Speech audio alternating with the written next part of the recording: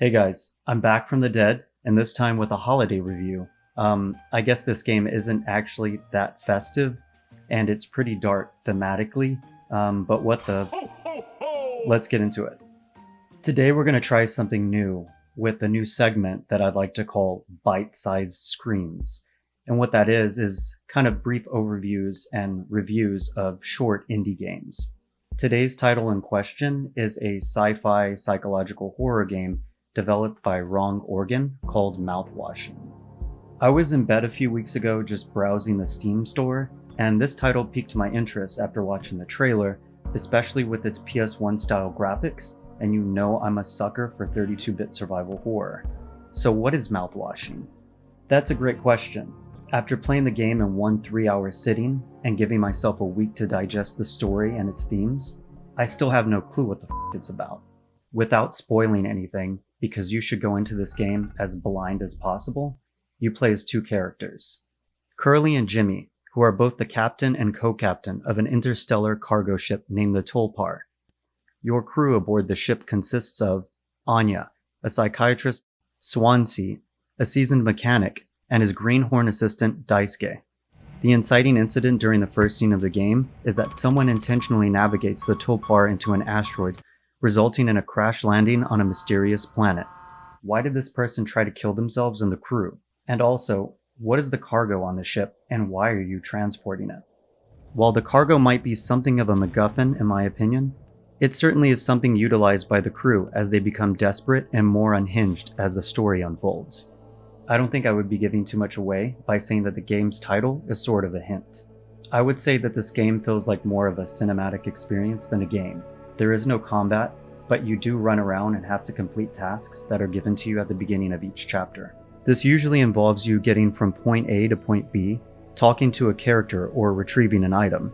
Although the tasks themselves don't sound like they would be fun to do for 2 to 3 hours, the intrigue comes from the way that the story unfolds. It bounces back and forth between the past and present in a non-linear way that forces you to piece everything together. There are also a number of bizarre moments to keep you engaged, like sneaking around to not get caught by an invisible horse monster, cutting your buddy's leg off to feed the crew, and watching yourself walk through space.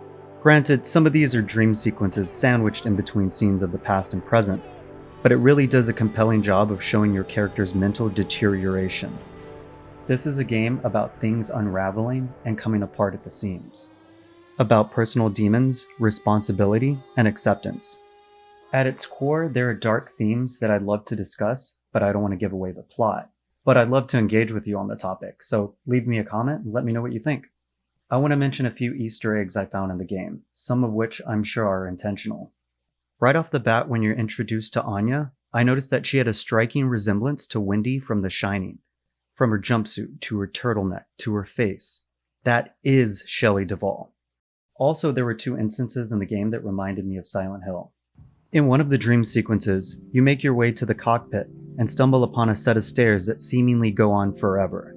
I was totally reminded of the long staircase in the Silent Hill Historical Society. Lastly, there's a scene in the game where underneath a walkway is Curly's face staring at you with his large eye. That reminded me of Silent Hill 4, when Henry walks into the room where Eileen's face is watching him with huge twitching eyes. Whether these Silent Hill references were intentional or not, I thought they were a great to the audience. At the time of this video, Mouthwashing has close to 100% positive feedback on Steam. I will say that the experience is worth checking out, even if the game's not that scary, save for the invisible horsey scene. It's short, which makes it a great playthrough in a single sitting, and the graphics are a great homage to the golden years of gaming for most of us. And the way you piece together the story elements to understand the complex narrative themes in the game is great. I will say that the story was okay for me. It was nothing too shocking or inventive, and this is sort of one of those one and done games for me. It most definitely is worth the $12.99 price tag, and when it goes on sale, even better. I give Mouthwashing 2.75 nows out of 4 screams. I really can't wait to see what Wrong Organ cooks up next.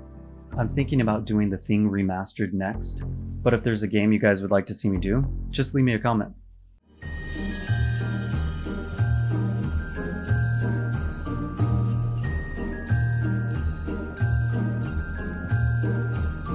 I want to thank each and every person that's watched any of my videos, liked, commented on them. To me, it's been a very successful year for Now Scream. Even if I just reached one person, that truly is enough for me. So thank you guys so much for everything. Thank you for interacting with me. Thank you for every view. I also want to say happy holidays. I hope everybody's able to get a little break or a vacation where they can play something scary. And I hope you guys have a great 2025.